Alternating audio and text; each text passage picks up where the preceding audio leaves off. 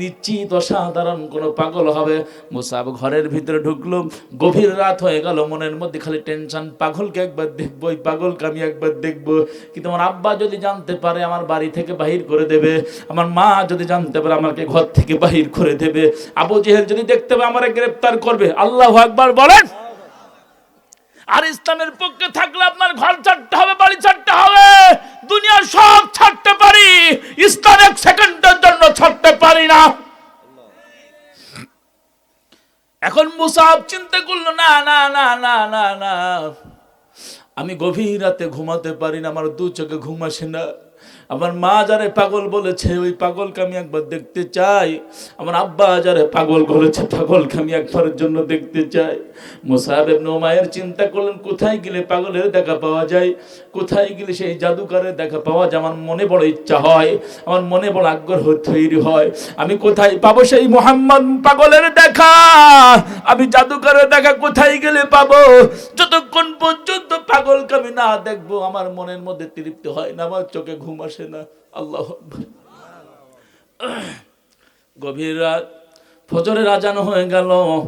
মুসাব ইবনে উমাইর কাবার চত্বরে রাসূল কোরআন তেলাওয়াত করতেছে।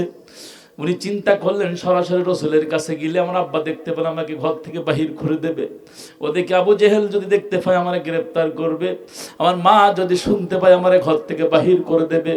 হালকা হালকা যখন অন্ধকার, রাসূল কোরআন তেলাওয়াত করার দূর দূরে দাঁড়ায়া যুবকটা খুঁটির গায়ে দাঁড়ায়া হেলান দিয়া শোনে।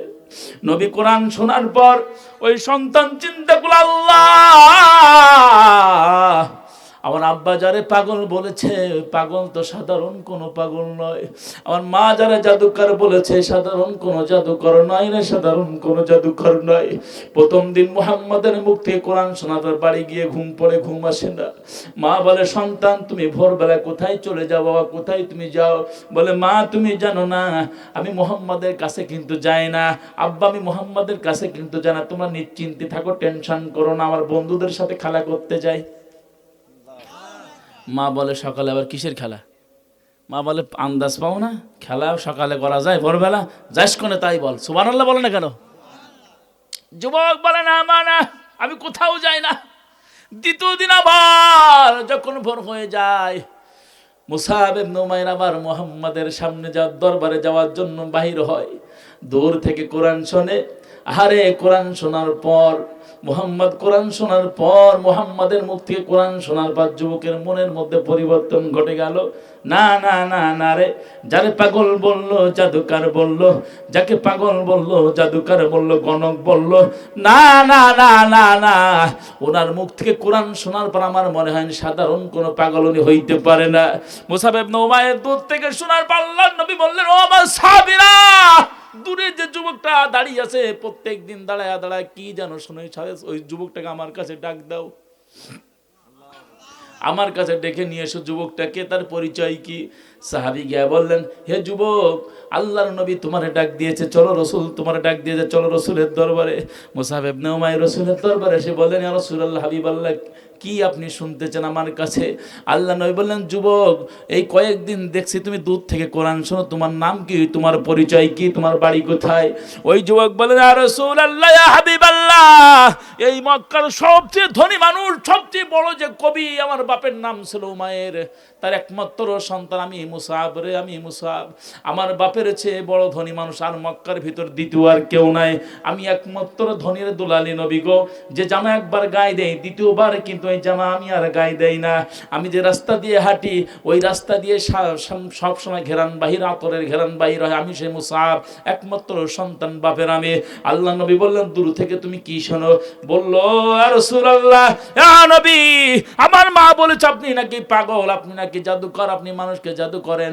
আপনার প্রথম দিন মুখ থেকে কোরআন শোনার পর আমি রাতে ঘুমাতে পারি না, দিনের বেলা খাইতে পারি না। নবী আপনি কি যেন তেলাওয়াত করতেছেন মিন মিন মিন মিন করে, আমি ওই দিন শোনার পর থেকে রাতে ঘুমাতে পারি না।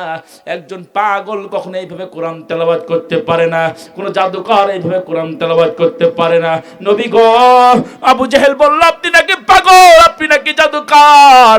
আমি প্রথম দিন আপনার চেহারার দিকে আমি তাকালাম আর পূর্ণিমার চাঁদের দিকে আমি তাকালাম, আপনার চেহারার দিকে আমি তাকালাম আর পূর্ণিমার চাঁদের দিকে তাকালাম। পূর্ণিমা চাঁদের ভিতরে কালো কালো কি যেন আমি দেখতে পেয়েছি নবী, কিন্তু আপনার চেহারার ভিতরে এত উজ্জ্বল এত নূর আমি দেখতে পেয়েছি, আমি রাতে আর ঘুমাতে পারি না।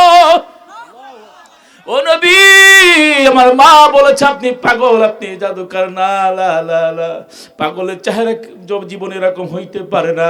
পাগলের চুলগুলো এলোমেলো থাকে, পাগলের গায়ে খারাপ পোশাক থাকে, কিন্তু আপনার চেহারার ভিতরে যে আমি উজ্জ্বল নূর দেখেছি, এত উজ্জ্বল নূর দেখেছি, দেখার পর থেকে আমি বলেছি আল্লাহ, মুহাম্মাদের চেহারা পূর্ণিমার চাঁদের চেয়ে সুন্দর, এ কখনো পাগল হবে না, জাদুকর হবে না। ও নবী, আমি সিদ্ধান্ত নিয়েছি গো, ও রাসূলুল্লাহ, ইয়া হাবিবাল্লাহ, আমি সিদ্ধান্ত নিয়েছি, আমি আর বেঈমান অবস্থায় থাকতে চাই না। আমি আপনার হাতে হাত রাখলাম, কালিমা পড়লাম, আমার আপনি ইসলাম গ্রহণ করায় দেন, আমার আপনি মুসলমান বানায় দেন। আল্লাহর নবী বললেন, মুসাব তুমি শোনো, এই মক্কার ভিতরে সবচেয়ে বড় বড় পরিবারের সন্তান তুমি, তোমার আব্বার কিন্তু অর্থ সম্পদ কম নাই, তোমার আব্বা কিন্তু মক্কার সবচেয়ে বড় কবি। যেদিন থেকে তুমি ইসলাম গ্রহণ করবা, কালিমা গ্রহণ করবা, সেদিন থেকে কিন্তু তোমার বাড়ি ছাড়তে হবে, ঘর ছাড়তে হবে, গায়ের ভালো পোশাক কিন্তু থাকবে না, তোমার পোশাক কিন্তু তোমার কাছ থেকে খুলে নেওয়া হবে। তুমি যদি প্রস্তুত থাকো তো ইসলাম গ্রহণ করতে পারো, তুমি সিদ্ধান্ত নাও, যদি ইসলাম গ্রহণ করো তাহলে তোমাকে ঘর ছাড়তে হবে। আল্লাহু আকবার বলেন। সন্তান বললেন, নবী আপনি জবান থেকে যেদিন থেকে কোরআন শোনায় শুনেছি, আমি এই দিন থেকে ঘরে মন বসে না রে, বন্ধুদের সাথে আড্ডা দিতে ভালো লাগে না, আমার মায়ের কথা শুনতে আমার ভালো লাগে না। আপনি যে কোরআন পড়েছেন, এ দুনিয়ায় কোনো বইয়ের কথা না, দুনিয়ার কোনো কবিতা না। আমার আব্বাও তো একজন কবি, আমার আব্বা যখন কবিতা পড়ে কোনো সেন্টেন্সে মিল নাই, আর আপনি যখন কোরআন পড়ে কি সুন্দর মধুর তেলাওয়াত। আর রহমান আল্লামাল কোরআন খলাকাল ইনসান আল্লামাহুল বায়ান। আল্লাহু আকবার বলেন। ও রাসূলুল্লাহ, হাবিবাল্লাহ, আমি ঘোষণা দিলাম, আমি সিদ্ধান্ত নিলাম, আপনি আমার হাতে হাত রাখেন, আমার কালিমা গ্রহণ করে দেন।